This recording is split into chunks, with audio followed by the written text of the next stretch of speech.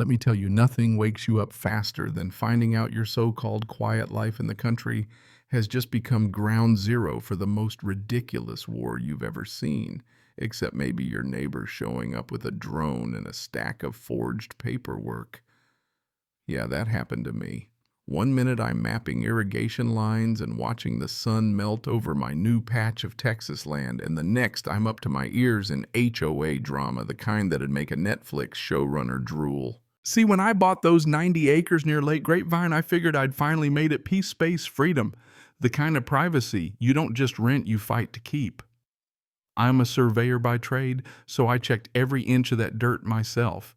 GPS county maps, historical plats, you name it. I double-checked it all. This place was mine legally, and in every other sense far from any HOA's reach, or so I thought. First sign of trouble was a letter glossy gold crest that corporate cult arrogance only HOAs can pull off. Dear resident, it began as part of our commitment to community standards. And before I could finish reading, I just about choked. My residence was a metal barn surrounded by prairie grass, half a mile from anything resembling a neighbor, let alone a community. Still, I played nice, wrote back cited county records, made it crystal clear their lines didn't touch mine. I might as well have shouted into the wind. The letters kept coming, another, then a fine, then another. $500 for landscaping violations. I had to laugh. Prairie grass doesn't exactly trim itself, but I was pretty sure Texas didn't issue tickets for letting your oak trees look wild. I sent a cease and desist certified mail through in every official stamp I could find. Didn't matter. They doubled down. That's how I met Karen Stockwell. If you've ever dealt with a Karen, you know the look. White blouse sunglasses, bigger than her ego, marching around with a camera like she's starring in her own cop show. She didn't even blink when I caught her snapping shots of my fence. "Are you Mr. Keller?" she asked, voice dripping with authority and something colder. I played along. Depends who's asking. Turns out she was president of the Lake Breeze Hollow HOA. I nearly saluted. She hit me with her best line, "Your property lies within our visual perimeter and therefore must comply with our design and noise policies." Visual perimeter. I almost spit out my coffee. I explained again where my property ended, where their rules ended, but she gave me that look reserved for toddlers and crazy people and said, "We'll see about that," and drove off like she was in a parade. Sure enough, new letter that night. Notice of intent to enforce. Non-compliance, verbal hostility, aesthetic disruption. That one nearly made me spill my beer. So I did what any rational Texan would do, sent everything to my lawyer, Carla, an ex-Marine, with a laugh that could break glass and a legal bite to match. She just shook her head. Oh, she picked the wrong guy. County judge didn't even flinch, tossed the HOA's claim out, sanctioned them, handed me a restraining order and a $4,000 check for my trouble. I thought it was done. Man, I was naive. One night I'm reviewing drone footage for fun, and I spot something fresh tire tracks, a rectangle of disturbed dirt, a poured slab of concrete right in the thickest part of my woods. I knew that spot. Nobody ever went there, not even me. I load up the truck, head out, and sure enough, someone's building. And not just anyone. There's a sign, future home of Lake Breeze Hollow's Clubhouse Annex. Members only. I blinked so hard I nearly sprained something. Within a week, it's got framing up 2 stories of deck facing the lake. The works. No permits, no notice, just arrogance built from concrete. Then comes another letter, hand-delivered by some teenager in a branded polo. As you are now adjacent to the community clubhouse, you are hereby considered an affiliate member of the HOA. Please provide gate keys and register your property. I about died laughing. Affiliate member like this was a country club. So I go full surveyor, tripod scanner, original deed tucked under my arm. Every single measurement clubhouse is 17 feet over my line, nearly an acre inside my property. Now, here's where it gets juicy. I call Karen. Her receptionist says she's unavailable due to leadership responsibilities. I leave a message. You have 24 hours to stop this build, or I'm filing a criminal complaint. She calls back in record time, sugar in her voice. Mr. Keller, there's clearly been a mix-up. We have a gift deed from the prior owner notarized and filed with the county. Yeah, sure you do. But I had to see for myself, so I head to the clerk's office. Nothing in the official registry shows any subdivision, no gift deed, no encroachment. But the clerk, young guy with tired eyes, says, actually, one was filed 2 weeks ago. He hands me a printout.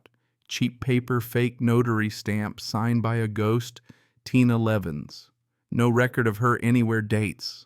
All wrong, looks like it was whipped up on a home computer. They weren't just squatting, they were forging. By now, I'm in full-blown battle mode.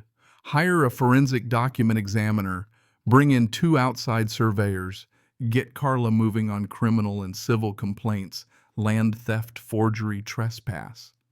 Even got drone footage of contractors coming and going like they owned the place. They thought I'd just roll over. Please. They picked a fight with the one guy in town who actually enjoys reading plat maps. Turns out the gift deed was as real as a $3 bill. Notary stamp copied off Google Images, digital signatures, dates all messed up. Then Carla finds the best part, a listing on Airbnb.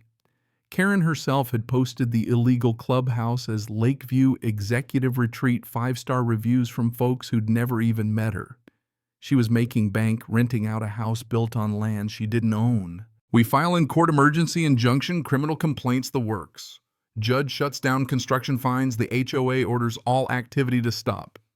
Karen, she goes full PR blitz. Organizes a community sit-in lawn chairs, protest signs, ukuleles, even a woman with a sign about freedom from tyranny. I couldn't believe it looked like a Whole Foods protest crashed into a county fair. I stood my ground, marked the property line every 10 feet in bright orange steel, legal notices everywhere. You're trespassing, I said, and she comes out wrapped in the flag claiming First Amendment rights. Next thing I know, she's up on the roof live streaming TikTok, Facebook, even the local news painting herself as the victim of land barons and patriarchal injustice. But you know what they say? The law doesn't pause for bad theater. Day 8. The deputies arrive, demolition crew in tow. Karen locks herself inside chains. The door starts blasting classical music.